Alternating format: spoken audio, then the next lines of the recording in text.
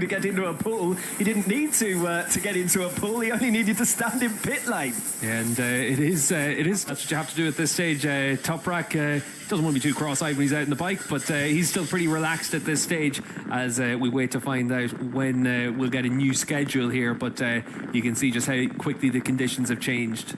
I did say that Toprak has not been known for his wet weather prowess in the past through his career, and to an extent I've probably done him a disservice, because this season he has made a step forward, even if he's clearly not as strong in the wet as he is in the dry. Yeah, in the dry conditions, Toprak's as good as anyone. In the wet conditions, he showed, especially in Catalonia, he's made a big step forward. He was able to lead that race, open up a pretty commanding lead at one stage as well before he had a technical problem. And even though he had that problem, I think the race that I call to mind to the greater extent is the Super Pole race in Portimao, where Toprak just dropped backwards through the field once it started raining, ended up finishing in 6th position. Michael van der Mark on that occasion.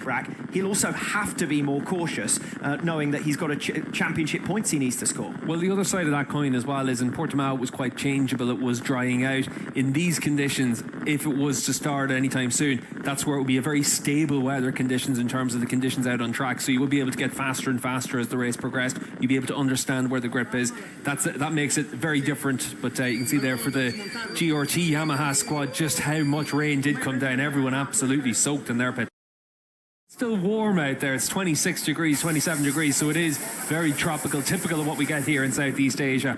And it is actually this kind of downpour that we were waiting for over the last few days. It's threatened to come, but we haven't had anything like it up until now. Classic kind of weather conditions that we're used to seeing, for example, in Malaysia, as the seat is dried off and the bike dried off as best as possible for Toprak Razgatlioglu. Yeah, you can see Bono there just using the air guns to clear off as much of that as possible. And